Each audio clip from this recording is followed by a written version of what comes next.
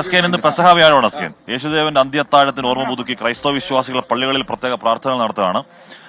ദേവാലയങ്ങളിൽ കാൽകഴുകൽ ശുശ്രൂഷയുണ്ട്, പ്രത്യേക പ്രാർത്ഥനാ ചടങ്ങുണ്ട്. ഇപ്പോൾ കാക്കനാട് സെന്റ് ഫ്രാൻസിസ് അസീസി പള്ളിയിൽ കാൽകഴുകൽ ശുശ്രൂഷ പുരോഗമിച്ചുകൊണ്ടിരിക്കുകയാണ്. ദൃശ്യങ്ങളാണ് കാണുന്നത്.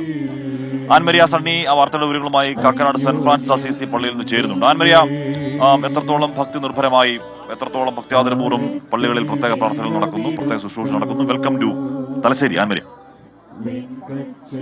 ക്രൈസ്തവരെ സംബന്ധിച്ചിടത്തോളം ഏറ്റവും പ്രധാനപ്പെട്ട, അതായത് വിശുദ്ധ വാരാചരണത്തിലെ ഏറ്റവും തീവ്രമായ ഒരു ദിവസമാണ് പെസഹ വ്യാഴം എന്ന് പറയുന്നത്. ആ പെസഹ വ്യാഴത്തിന്റെ ചടങ്ങുകൾ, തിരുക്കർമ്മങ്ങൾ ഇപ്പോൾ പുരോഗമിച്ചുകൊണ്ടിരിക്കുകയാണ്. വിവിധ ക്രൈസ്തവ ദേവാലയങ്ങളിലെ പെസഹ വ്യാഴവുമായി ബന്ധപ്പെട്ട അപ്പമുറിക്കൽ ശുശ്രൂഷയും കാലുകഴുകൽ ശുശ്രൂഷയും നടക്കും. ഞാനിപ്പോൾ നിൽക്കുന്നത് കാക്കനാട് സെന്റ് ഫ്രാൻസിസ് അസീസിയിലാണ്.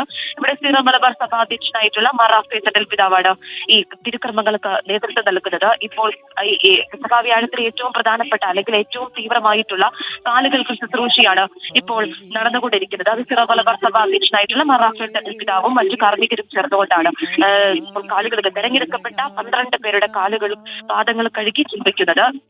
ഇത് 12 ശിഷ്യന്മാരെ, യേശുവിന്റെ 12 ശിഷ്യന്മാരെ അന്ത്യത്താഴ വേളയിൽ പെസഹ ഭക്ഷിച്ചതിനു ശേഷം ഈശോ തന്റെ ശിഷ്യന്മാരുടെ പാദങ്ങൾ കഴുകിയതിന് സ്മരണയ്ക്കായിട്ടാണ് കാലുകഴുകൽ ശുശ്രൂഷ ഇപ്പോൾ നടന്നുകൊണ്ടിരിക്കുന്നത്. ഈ പെസഹ ബുധനും ദുഃഖവെള്ളിക്കും ഇടയിലായി നടക്കുന്ന ഈ പെസഹ വ്യാഴം എന്ന് പറയുന്നത് വിശുദ്ധ വാരാചരണത്തിലെ ഏറ്റവും പ്രധാനപ്പെട്ട ഒരു ദിവസം കൂടിയാണ്. എറണാകുളം ജില്ലയിലെ വിവിധ ഭാഗങ്ങളിലെ വിവിധ ദേവാലയങ്ങളിലെ വിവിധ സഭകളിലെ ഇന്ന് വിവിധ സമയങ്ങളിലായിട്ട് വിശുദ്ധ കുർബാന നടക്കും. ഏറ്റവും തീവ്രമായിട്ടുള്ള ക്രൈസ്തവരെ സംബന്ധിച്ചിടത്തോളം ഏറ്റവും പ്രധാനപ്പെട്ട പെസഹ വ്യാഴ തിരുക്രമങ്ങൾ ഇപ്പോൾ പുരോഗമിക്കുകയാണ്. ഹാഷ്മി.